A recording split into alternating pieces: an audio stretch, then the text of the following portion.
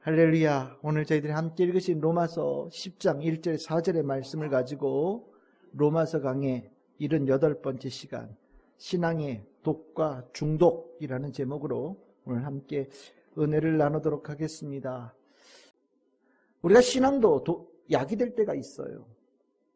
우리가 구원받기 위한, 내가 삶을 정말 온전하게 살기 위한, 구원받는 자의 축복의 삶을 살기 위해서 신앙은 굉장히 중요합니다. 그것 말고는 그렇게 될 수 있는 게 없죠. 그런데 또 이게 어느 단계를 넘어가면 그 신앙이 독이 되어질 때가 있어요. 과도한 신앙, 오염된 신앙, 그 신앙으로 신앙이 변질되어진 신앙이 되어지면 그 신앙이 내 삶이 약이 되어지고 치료제가 되는 것이 아니라 오히려 내 삶을 망치는 독약이 되어지는 경우들이 흔하게 나타납니다. 굉장히 어려운 문제예요. 아예 구원받기 이전에 하나님 모르고 살아가는 사람들에게는 아예 이런 문제가 나타나지 않는데 신앙생활 열심히 하다 보면 어느 날 선이 넘어가 있는 경우들이 있거든요. 여러분들, 신앙은 제가 늘 강조하지만 신앙은 능력이 아니에요. 우리는 믿음으로 능력을 나타내고 믿음으로 뭔가를 막 바꿔내고 막 믿음으로 뭔가를 해낼 수 있다고 생각되는데 그거는 엄밀하게 얘기하면 하나님께서 하시는 거예요. 신앙은요, 능력이 아니라 저는 개인적으로 겸손이라고 생각합니다. 내가 대단한 줄 알았어요. 그런데 하나님을 만나고 난 다음에 내가 내 어떤 모습인지를 내가 아는 거죠. 내 존재를 깨닫게 되는 거예요. 그리고 하나님 앞에서 겸손한 자, 더 겸손한 자로 낮아지는 거예요. 처음 시작할 때는 이만큼 높은 사람에서 신앙생활을 하다가 점점 낮아져 가는데 그거를 하나님께서 귀하게 여겨주셔요. 낮아진 자 높여주시는 은혜가 있고요. 섬기는 자가 되어졌을 때 하나님께서 그를 귀하게 쓰시는 일들이 일어나지 않습니까? 신앙의 모습은 낮아지는 거예요. 그런데 이 낮아지는 것을 이해하지 못하면 신앙이 높아지는 단계로 갈 때가 있어요. 이게 신앙의 독입니다. 그리고 이 독에 중독되어지고 나면 아주 심각한 문제가 나타나는 거예요. 오늘 바울 중독자였죠. 과도한 신앙의 중독자였던 사람입니다. 자기가 대단한 사람이라고 생각했던 사람이에요. 그런데 나는 주님의 은혜로 벗어난 거죠. 중독에서 벗어난 거예요. 그리고 나서 자기 동족 유대인들을 봅니다. 중독의 가운데 있는 자기 동족들을 보는 거예요. 얼마나 아픈 마음으로 보는지 몰라요. 우리 알잖아요. 오늘 읽었던 본문 로마서 10장 1절 내 마음에 원하는 바 하나님께 구하는 바가 딱 한 가지다. 내 동족 이스라엘을 위함이다. 그들이 구원받기를 원한다라고 얘기를 합니다. 이 내용 다르게 표현하면 그들이 신앙의 중독으로부터 벗어나기를 내가 간절히 원한다라는 거예요. 여러분들 중독되어지면 뭐가 문제냐? 감각이 없어지거나 때에 따라서는 아주 감각이 과도하게 올라갑니다. 여러분들 마약 중독이나 알코올 중독에 있는 사람은 맞아도 아픈지를 모른대요. 때려도 모르는 거예요. 누가 날 때렸는지 모르는 거예요. 밤새 술 많이 먹고 돌아다니면서 어디 부딪힌 사람들 아침에 일어나서 뭐라 그럽니까? 여기 왜 까졌지? 여기가 왜 아프지? 몰라요. 제정신일 때는 그게 아팠을 텐데 마취가 되고 중독이 되어져서 느끼지를 못하는 거죠. 이스라엘 백성들, 유대인들 얼마나 위급합니까? 하나님께서 보내신 메시아를 몰라봤어요. 아니 몰라보는 정도가 아니라 대적했죠. 아니 대적한 정도가 아니라 그 메시아를 죽였어요. 하나님께서 구원하실 수 있는 통로로 길이요 진리요 생명이신 예수를 보냈는데 그 예수를 죽인 자들이 된 거예요. 얼마나 심각합니까? 죽기 일보 직전이에요. 하나님께 심판받기 일보 직전에 있는 거예요. 그런데요, 과도한 신앙에 중독이 되어져서 그 위급함을 못 느낍니다. 하나님께서 유대인들을 향해서 가지고 있는 그 마음을 느끼지를 못해요. 자기들은 잘하고 있대요. 하나님께서 그들을 심판하시고 징계하시고 때리고 있음에도 불구하고 나는 괜찮아 그러고 있는 거예요. 그 모습이 사도 바울에게는 너무너무 마음 아프게 보이는 겁니다. 얼른 저 중독에서부터 깨어나야 될 텐데 얼른 저 과도한 신앙으로부터 벗어나야 될 텐데, 왜곡되어지고 오염된 신앙으로부터 벗어나야 될 텐데 라는 마음으로 자기 동족을 보고 있는 거예요. 여러분들, 우리가 몸이 아프면 대단하죠. 영이 아프면요 심각해집니다. 영혼이 병들고 영혼이 이 중독되어진 상태가 돼서 제 감각을 못 느끼면 정말 완전히 다른 인생의 처참한 길로 나아갈 수 있어요. 영혼은 깨어 있어야 되는 거예요. 영혼은 아주 민감한 감각을 가지고 있어야 되는 겁니다. 하나님을 느끼고 예수를 느끼고 성령님을 느끼고 말씀으로 그 영혼이 즉각적으로 반응이 나타나는 사람이 되어져야 돼요. 그런데 과도한 신앙에 이 중독되어진 사람은 내가 10년 전에 알고 있던 것, 20년 전에 알고 있던 것, 아니 자기 머릿속에 그리고 있는 그 하나님에 대한 말씀으로 그걸 꿋꿋하게 붙잡고 새로운 감각을 갖지 못하고 죽은 자처럼 살아가는 거예요. 근데 자기는 잘 산대요. 아닌데. 우리가 돈이나 육신의 아픔에 대해서 굉장히 민감한데 생각보다 영혼의 중독에 대해서는 쉽게 생각하는 경우들이 있어요. 어떻게 하냐고요? 유대인들이 그 대표적인 증인들이죠. 우리가 이 로마서 10장은 이 이후에 여러분들이 아마 성경 읽어보셔서 아실 거예요. 굉장히 중요한 말씀들이 계속해서 연이어 나옵니다. 마치 이렇게 성구 액자에 걸어 놓을 수 있는 굉장히 멋진 말씀들이 쫙 이어 나오거든요. 근데 이 말씀들이 정말 내 마음에 깊이 들어와야 돼요. 그 깊이 들어와야 제대로 성경을 읽은 거예요. 그렇게 제대로 느끼려면 그 먼저 이 예수 그리스도를 제대로 느끼지 못하게 만들었던 이 신앙의 독, 이 중독의 이 모습이 원인, 그 증상들 혹시 그러면서 내 몸을 처음부터 끝까지 한번 이렇게 살펴봐야 되는 겁니다. 잘 살펴보고 혹시 또 나에게 그런 모습이 있지 않은지 돌아봐야 돼요. 중요한 말씀을, 하나님의 진리의 말씀을 내가 접하기 전에 내 삶을 제대로 돌아보고 내가 필요한 것들을 주님의 은혜를 구하며 하나님의 은혜를 입을 수 있는 상태가 되어져야 되는 거예요. 그래서 저는 오늘 우리 지난주와 같은 말씀이지만 오늘 이 로마서 10장 1절 4절에 바울이 그 자기 동족들을 보고 마음 아파했던 그 이유, 유대인들이 과도한 신앙의 영적인 독에 중독되어진 그 모습이 도대체 무엇인지를 오늘 좀 살펴보려고 합니다. 실은 여러분들에게 대다수에게는 그런 상태가 아니에요. 여러분께 문제가 없어요. 그런데 유대인들이 그랬다면 누구든지 그럴 수 있는 거예요. 우리가 이것을 깨닫지 못하면 나도 모르게 중독되어진 상태가 되어질 수 있는 거예요. 그러니까 우리 좀 알아둡시다. 미리 알아두어서 이 부분에 나는 이러지 말아야 되겠어. 우리는 그러지 맙시다 라고 서로 격려하고 위로하고 힘을 주는 오늘 그런 말씀으로 들을 수 있기를 소망합니다. 유대인들이 가졌던 심각한 신앙의 독, 그 중독의 문제가 뭐냐? 두 가지를 얘기하는데 첫 번째는 뭐냐면 사도 바울은 자기 의의를 드러내려는 것, 자기 의의를 세우려는 것이 과도한 신앙의 독이다라고 얘기를 합니다. 여러분들 원래 신앙은 하나님의 의로움에 감사하는 신앙에서 시작되어지죠. 그게 정상이에요. 그거 아니면 신앙이 아예 불가능합니다. 그런데 이것이 어느새 점점점 시간이 지나가면서 자신의 의로움을 높여가는, 비중을 늘려가는 일들이 일어나기 시작해요. 그리고 이것이 그냥 냅두면 나중에는 하나님의 100% 은혜, 모든 것이 하나님의 은혜입니다, 이 말이 아니라 자기 것을 요만큼씩 집어넣기 시작하거든요. 근데 이게 점점 커져요. 제가 늘 얘기하죠. 여러분들 교회 어떻게 다니게 됐습니까? 하나님의 은혜예요. 얼만큼이요? 100%요. 내가 교회를 갔잖아요? 그런 생각 있습니까? 아예 갖다 버리십시오. 제가 몇 차례 말씀드렸죠. 이게 아무리 얘기를 해도 못 알아들어요. 누구에게요? 자기 의에 중독되어진 사람은요, 절대 그런 얘기하면 안 됩니다라고 수도 없이 대놓고 그걸 지적하고 밑줄 긋고 빨간색으로 칠해줘도 몰라요.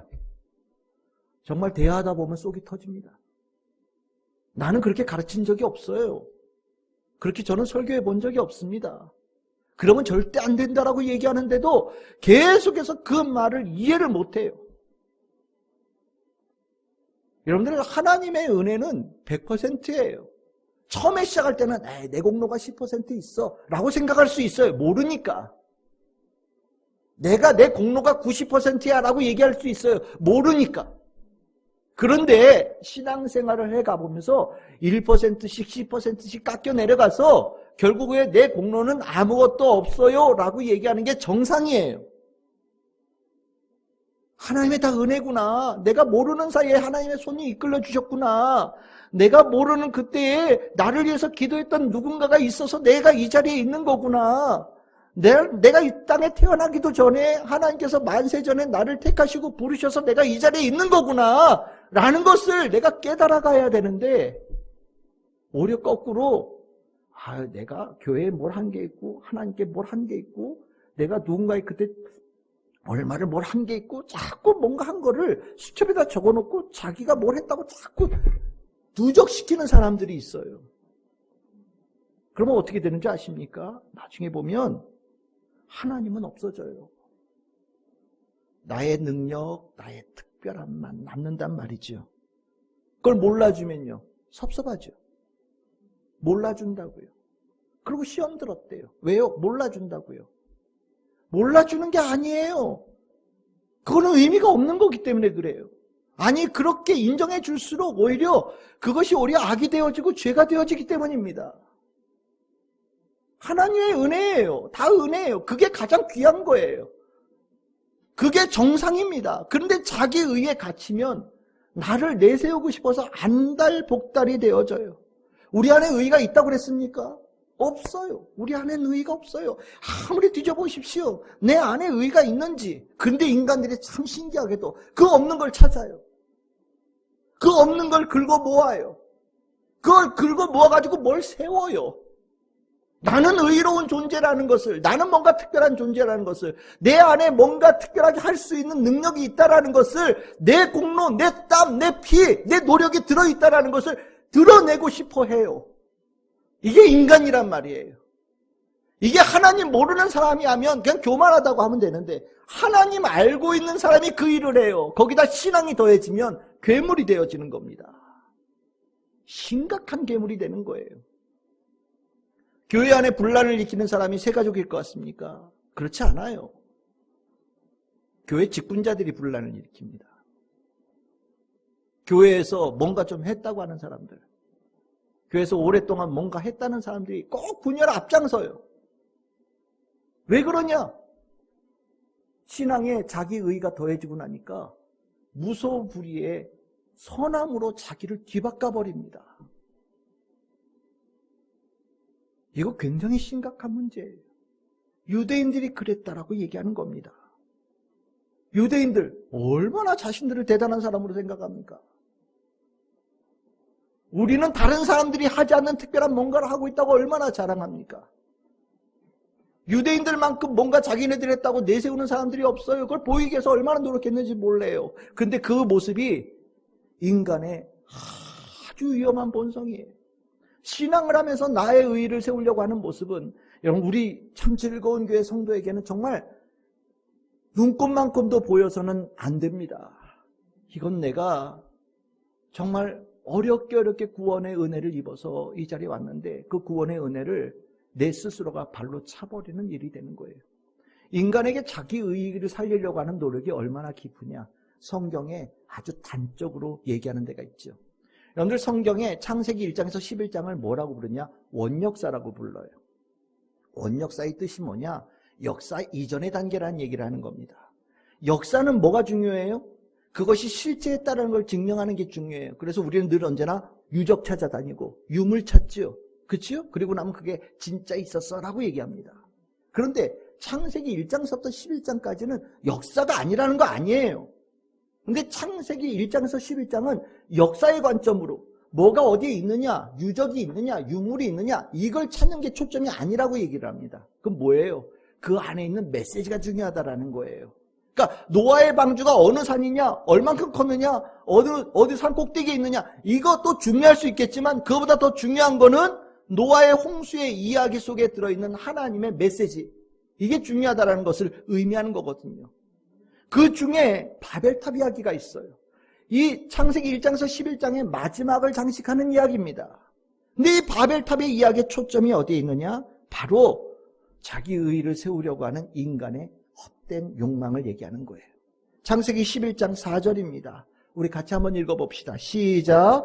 또 말하되 자 성읍과 탑을 건설하여 그 탑 꼭대기를 하늘에 닿게 하여 우리 이름을 내고 온 지면에 흩어짐을 면하자 하였더니 아멘. 우리 이름을 내자. 우리의 의의를 나타내자. 우리의 능력을 나타내자는 겁니다. 이 모습이 멋있는 모습이면 하나님께서 잘한다라고 격려하셨을 거예요. 아, 대단한데? 많이 컸는데? 잘 컸는데? 막 격려하면서 그래 더 지어 더 지어 아마 그랬을 거예요. 근데 이 모습 하나님께서 원하시는 모습이 아니죠. 하나님께서 이 모습을 기뻐하지 않으셨어요. 왜요? 건강하지 않은 모습이거든요. 아름답지 않은 모습이거든요. 바벨탑을 쌓는 이 대단한 구조물을 세우는 것이 인간의 눈에는 대단한 것처럼 보였지만 하나님의 눈에는 죄를 쌓아가고 악을 쌓아가고 가장 깊은 타락의 모습으로 들어가는, 높아질수록 더 추락하는 자리의 모습으로 하나님께서 보신 거예요. 그 모신 모습이 너무나도 불쾌하셔서 하나님께서 하신 게 뭐냐? 하나님께서 그들을 흩으셨다라고 얘기합니다. 창세기 11장 8절이죠. 여호와께서 거기서 그들을 온 지면에 흩으셨다. 여러분들 흩었다라는 단어가 긍정적일까요? 부정적일까요? 당연히 부정적입니다. 흩었다라는 단어가 히브리어로 푸치라고 하는데 분산시키고 와해시키고 부서뜨리고 황폐하게 한다는 뜻이에요. 마치 그냥 확 없애버린다? 그런 뜻과 똑같습니다. 세우려고 했더니 하나님께서 그것들을 완전히 존재감이 없어지도록 완전히 없애버리셨다는 얘기를 하는 거예요. 왜요? 하나님께서 인간이 자기 의의를 세우려 하는 그것을 하나님께서는 절대로 허용할 수 없고 그렇게 하려고 하는 어떠한 노력도 성공할 수 없다. 100% 절대 실패로 가는 길이다라는 것을 얘기하기 위해서입니다. 그런데요, 신기하죠. 영적 중독에 걸린 사람들 이거 해요. 희한합니다. 절대 실패라고 했던 그 길을 내가 하고 있어요. 바벨탑을 쌓는데 공사를 재개하는데 내가 가서 있고요. 벽돌을 거기다 쌓아 올라가는 일을 내가 하는 거예요. 나도 모르게.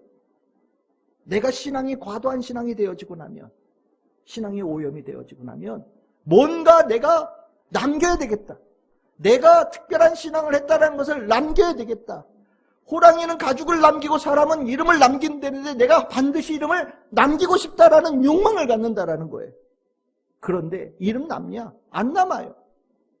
하나님 안에 있는 사람은 그렇게 해서 이름이 남는 게 아니에요. 하나님 안에 있는 사람은요, 빛도 없이 그림자도 없이 하나님의 영광을 살 때 하나님께서 그 이름을 남겨주시는 거예요. 다윗의 무덤 어딘지 아십니까? 모세의 무덤이 어딘지 아십니까?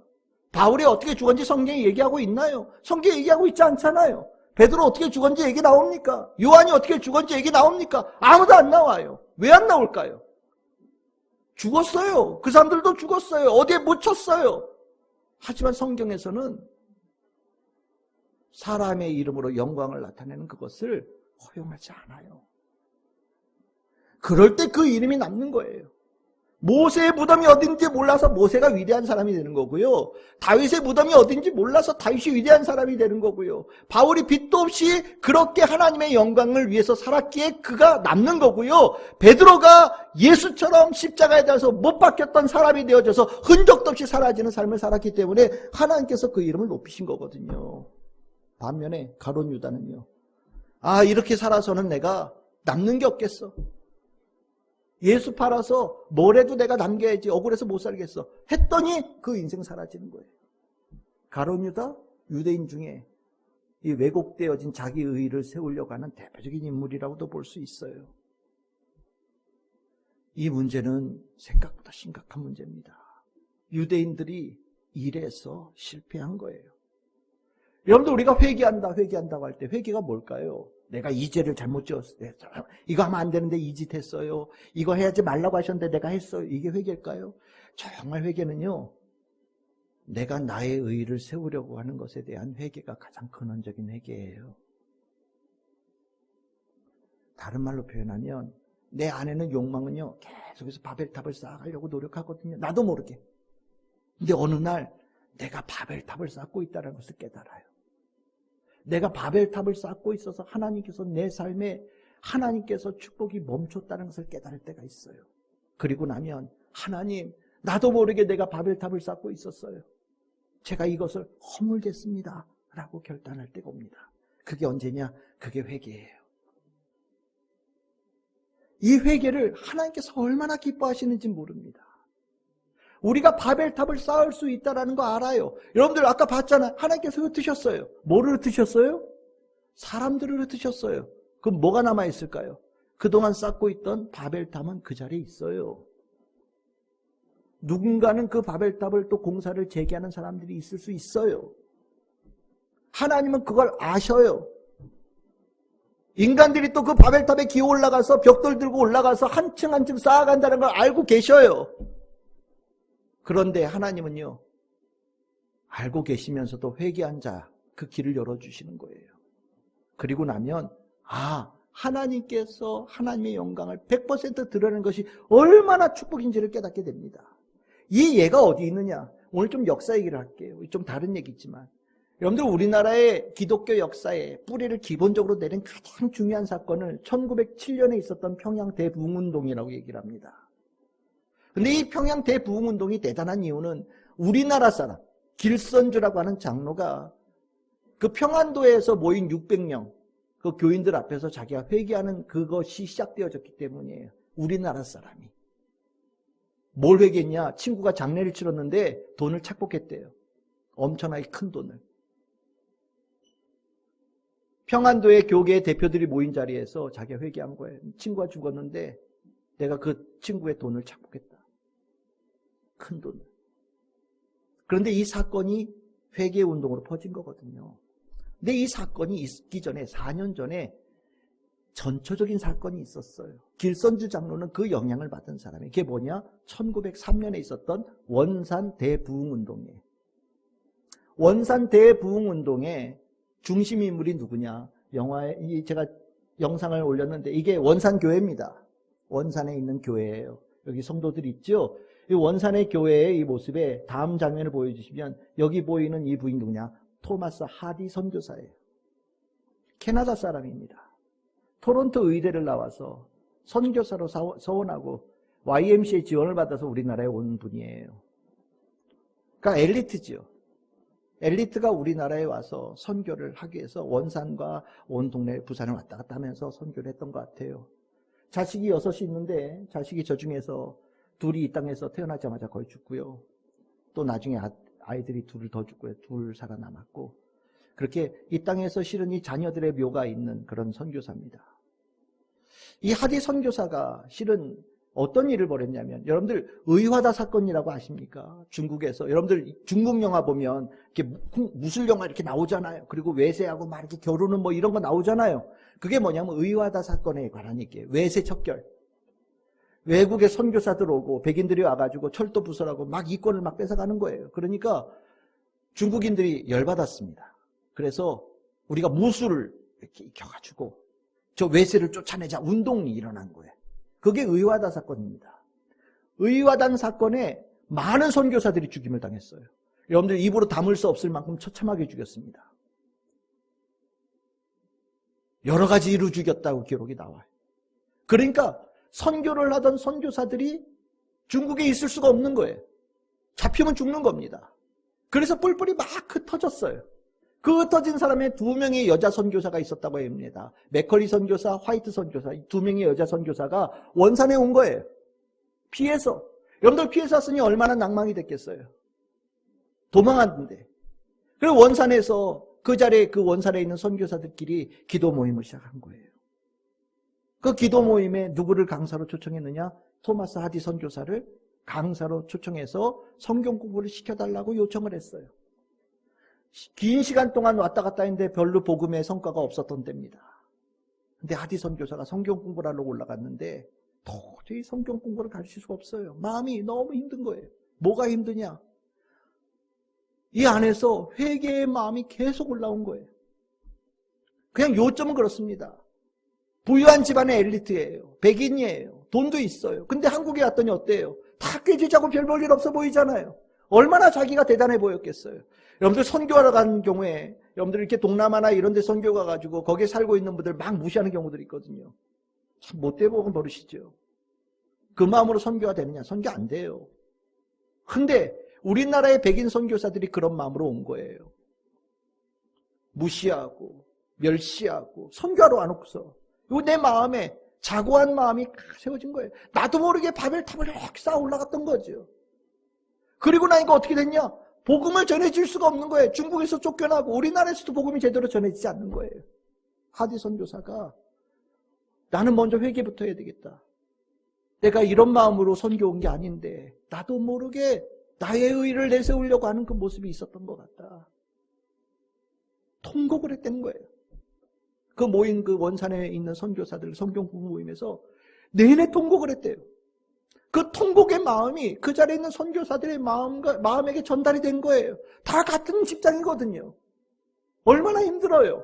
선교는 안 되고 복음 전해지지 않고 쫓겨나가지고 멈춰 있는 거예요. 도대체 뭐가 문제일까? 우리가 우리의 바벨탑을 쌓았구나. 통곡하는 이것이 성경 공부를 하려고 모였는데 성경 공부가 아니라 통곡하고 회개하는 운동이 되어졌고요. 이게 퍼지기 시작한 거예요. 그러면서 토마스 하디 선교사를 온 교회에서 부흥사로 부르기 시작했습니다. 토마스 하디 선교사가 가서 선교하는 곳들마다 다 통곡하면서 울면서 회개를 한 거예요. 이것이 4년 뒤에 평양에 간 거예요. 평양의 산정인교회에서 우리나라 성도들이 모여서 길선주 장로가 그 앞에서 나도 회개하겠습니다라고 나오면서 이 땅에 기독교가 확 퍼진 거거든요. 왜 이 말씀을 드리냐? 바벨탑을 인정하고 허물 때 하나님의 축복의 역사가 일어나는 거예요. 그걸 허물지 않으면 하나님의 축복의 역사가 일어나질 않아요. 유대인들은요, 내가 자기 의의를 세우려고 했던 이 중독으로부터 벗어나야 되는 거예요. 예수 앞에 무릎 꿇어야 되는 거예요. 율법의 마침이 되신 예수 그리스도 앞에 무릎을 꿇을 수 있는 자가 되어질 때 비로소 그들이 구원의 역사가 일어나는데 몰라요. 자신들이 대단하다고 생각해요. 자기의 의의를, 자기의 이름을, 자기의 특별함을, 자기가 세웠던 많은 공로를 남기는데 혈안이 되어져 있는 거예요. 그리고 나면 은혜 입어서 축복의 성도는 되어졌지만 하나님께 쓰임받는 성도는 되지 못하는 겁니다. 우리가 자주 부르는 찬양 중에 이런 찬양이 있어요. 이제는 내가 없고 오직 예수님만 내 안에 살아계신 오직 예수님만 찬양하며 살리라 예배하며 살리라 내 안에 계시는 오직 예수님만. 바로 이거예요. 신앙이 오래될수록 깊어질수록 이 고백이 나와야 되는 거예요. 여러분들 혹시 내 의의를 세우려고 하는 바벨탑의 마음을 가지고 계십니까? 이거 중독이에요. 무너뜨려야 돼요. 유대인들이 이 모습이 있어서 예수를 못 본 거예요. 그들이 율법을 가지고 있었지만 구원받지 못한 자가 되어진 겁니다. 무서운 거예요. 우리 참 즐거운 게 성도는 이 모습 없기를 바랍니다. 오늘 여러분들 기도하면서 혹시나 내가 그 모습이 있는 것을 발견하는 분들이 계시다면 토마스 하디 선교사처럼 회개하기를 바랍니다. 교회 한국교회사 역사가들 중에 이렇게 얘기하는 분들이 있어요. 토마스 하디 선교사가 우리나라 교회를 세웠다. 정말 하나님께서 보내주신 정말 축복의 사람이다. 그렇게 얘기를 합니다. 여러분들 이것을 기억해 주시길 바랍니다. 두 번째로 유대인들이 가졌던 영적 중독이 뭐냐? 로마서 10장 2절에 바울이 이렇게 얘기합니다. 그들이 하나님께 열심히 있으나 올바른 지식을 따른 것이 아니다. 올바른 지식이 없는 열심이 그들에게 영적인 중독을 일으켰다라고 얘기하는 겁니다. 이 얘기가 저는 개인적으로는 이해가 잘 안 됐어요. 그런데 이 말씀에 대해서 이해하는데 좀 시간이 걸렸지만 저는 지금은 개인적으로는 어느 정도 답을 가지고 있습니다. 여러분들 이 말씀 다시 한번 꼼꼼히 살펴봅시다. 유대인들이 열심히 있다. 여러분들 인정하십니까? 네, 인정할 수 있어요. 뜨거운 마음을 얘기하는 겁니다. 열심으로 따지면 우리나라 사람들도 열심히 살죠. 잠도 안 자고 일한다고. 잠도 안 자고 놀잖아요. 실은요. 우리나라 사람들 얼마나 열심히 삽니까? 낮에 그렇게 일하고 밤에 또 열심히 놀아요. 밤새 술 먹고 또 그 다음날 그 기운으로 또 가서 일합니다. 대단한 사람들이에요. 외국 사람들 보면 우리나라 사람들 미쳤다고 그래요. 노는데 미쳤다. 먹는데 미쳤다. 맞아요. 대단히 열심입니다. 유대인들도요. 그 열심으로 따지자면 우리나라 사람들 못지않은 사람들이라고 얘기하거든요. 정말 성실하게 사는 사람들 열심히 있어요. 그럼 그 다음 봅시다. 그 하나님께 그 열심이 있다. 인정하십니까? 맞아요. 얼마나 열심인지 몰라요. 이 열심은 율법을 지키는 열심을 얘기하는 겁니다. 하나님께 주신 열심, 여러분들 안식일 지키고 할례행하고 날마다 말씀 묵상하고 하잖아요. 대단한 열심 아닙니까? 하나님의 그 율법을 지키는데 굉장한 열심이에요. 그런데 하나님께 열심이 있는 건 아는데 바울은 얘기합니다. 올바른 지식에 근거하지 않아서 다 땡이다, 꽝이다 이렇게 표현한 거예요. 하나님께 대한 열심, 율법을 지키는 데 있는 거잖아요. 그런데 여러분들 이런 생각 안 해보셨어요? 야, 율법을 지키는데 왜 지식이 필요하지? 율법 잘 지키면 되잖아. 근데 거기에 왜 올바른 지식이 필요하지? 지키면 되는 거 아니야? 법을 잘 지키면 되는 거 아니야? 근데 법을 왜 잘 알아야 되지? 왜 법에 대해서 올바르게 알아야 되지? 혹시 여러분들 그런 생각 안 해보셨어요? 유대인들은 그 생각 가지고 있는 거예요. 그냥 지키면 안 됩니까? 누군가는 물어볼 수 있어요. 그냥 있는 거 잘 지키면 되는 거 안 돼요? 근데 바울은요, 뭐라고 얘기하냐? 그래서는 안 된다라고 얘기하는 겁니다. 올바른 지식이 반드시 동원되어져야 제대로 지키는 거다라고 얘기하고 있어요. 왜일까요? 올바른 지식이라는 이 단어 안에 힌트가 있어요. 이 올바른 지식이 뭐냐? 여러분들 에피그노시스라고 하는데 그냥 단순하게 뭘 아는 걸 얘기하는 게 아니에요. 이거는요, 올바른 지식이라고 하는 것은 꿰뚫어 보는 거예요. 그 안에 있는 본질을 보는 겁니다. 그 안에 있는 핵심을 보는 거예요. 올바른 지식이라고 하니까 1번, 2번, 3번, 4번 이렇게 쭉 아는 걸 얘기하는 것처럼 생각하는데 그게 아니라 깊숙하게 아는 거. 그 안에 있는 본질을 아는 거. 그 안에 있는 핵심을 아는 거. 이걸 얘기하는 걸 얘기하거든요. 여러분들 율법의 본질이 뭘까요? 율법의 본질이 뭘까요? 하나님이에요. 말씀이신 하나님입니다. 율법은 말씀이지요. 말씀으로 자신을 우리에게 계시하신 거예요. 우리는 그 말씀 앞에서 말씀을 보는 게 아니라 하나님을 봐야 되는 겁니다. 그런데 유대인들은요, 열심을 가지고 있는데 그 열심이 하나님을 보지 않고 율법의 문구를 봤다라는 거예요. 근데 이게 왜 문제냐? 여러분들 율법을 지킬 때 하나님을 본다라는 것과 율법 자체를 본다는 것 뭐가 차이가 있느냐? 하나님을 보면 그 안에 있는 하나님의 뜻, 하나님의 생각, 하나님의 마음, 하나님의 그 나에게 주신 메시지를 듣기 위해서 날마다 겸손한 자가 될 텐데 율법의 문구를 보면 내가 너무 잘 알아요. 간단하잖아요. 안식일 지키면 되잖아. 11조 내면 되잖아. 간단하잖아요. 그러니까 이게 뭐가 문제가 되냐? 하나님 없어도 내가 얼마든지 지킬 수 있어요. 하나님 몰라도 율법을 얼마든지 지킬 수 있어요. 하나님 제대로 이해하지 않아도 나는 율법을 지키는데 문제가 없어요. 그런 과정에서 어떤 것으로 연결됐냐? 나는 의인이에요. 나는 의인이에요. 왜? 율법을 가지고 있어서. 유대인들은요, 자신들을 의인으로 출발합니다. 당신들이 왜 의인이냐? 율법을 하나님께서 주셨잖아. 아무한테나 주시겠어? 인정하셨으니까 주시는 거지. 나 성경책 들고 다녀. 하나님께 나에게 성경책 주신 이유는 나를 인정해서야. 이러고 나니까 몇 점에서 시작하냐면 자기를 100점에서 시작하는 거예요. 그럼 100점에서 생각할 때 율법을 어떤 기준으로 지키겠습니까? 하나님께서 인정하시는 점수가 몇 점일까? 80점? 70점? 60점? 합격 점수가 몇 점이지? 그러면 율법을 지킨다라는 개념은 감점 안 당하는 거.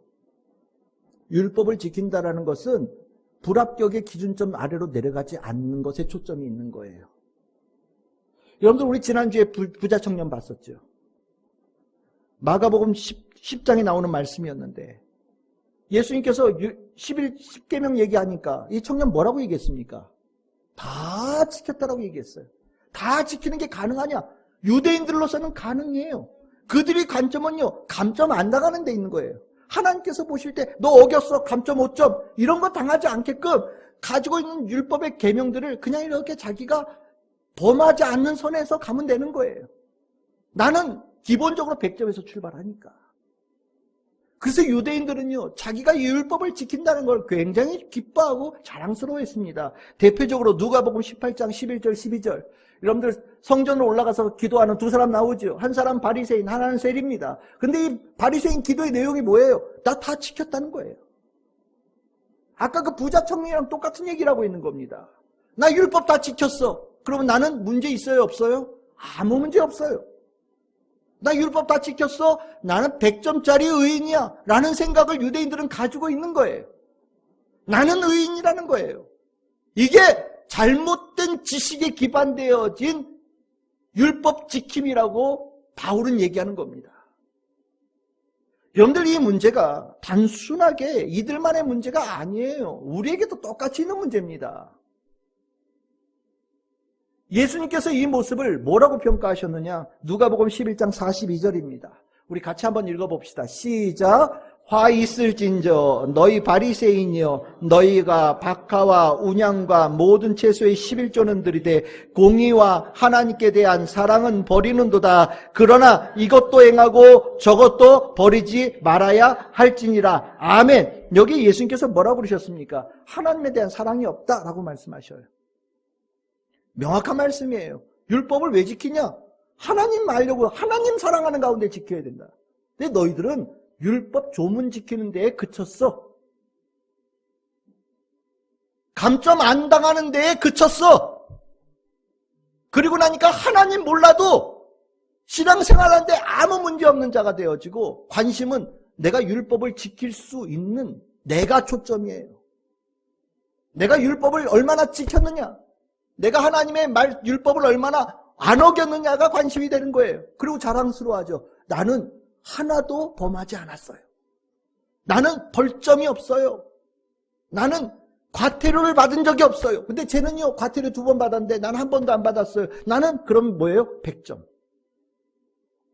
그런데 율법을 지키는데 하나님을 생각하지 않아요. 하나님이 없는 거예요. 그래서 예수님께서 가르치심이 있잖아요. 마태복음 22장 37절 38절. 우리가 뭘 해야 됩니까? 첫째 계명이 뭐라고요? 하나님 사랑하는 거다. 얼마만큼이요? 내 마음을 다하고 목숨을 다하고 뜻을 다하여서 하나님 사랑하는 거다. 이게 첫째다. 근본이다. 핵심이다. 라고 가르치시는 거예요. 이걸 잊어버리는 성도들이 얼마나 많은지 몰라요. 하나님 잊어버리면 신앙이 아무것도 아닙니다. 예수님 사랑하지 않으면 그 신앙이 아무것도 아니에요. 성경책 10권 들고 다녀도 아무 소용없어요. 집에다가 커다란 액자, 말씀 액자 걸어놔도 아무 필요 없는 겁니다. 하나님 사랑하지 않으면 신앙은 죽은 거예요. 예수가 왜 오셨느냐? 하나님 사랑하라고요. 예수는 하나님 사랑하신 분이에요. 하나님 사랑하는 거 모르는 자들에게 하나님 사랑하는 게 핵심이라는 걸 보여주기 위해서 오신 분입니다. 그것을 다 이루신 분이에요. 그래서 우리가 예수 믿는다라고 하는 것은 하나님 믿는 겁니다. 하나님 사랑하는 거예요. 그런데 유대인들처럼 율법주의로 지나가서 감점 안 당하면 된다라고 생각하는 성도들이 아직도 있어요. 이게 영적 중독이에요.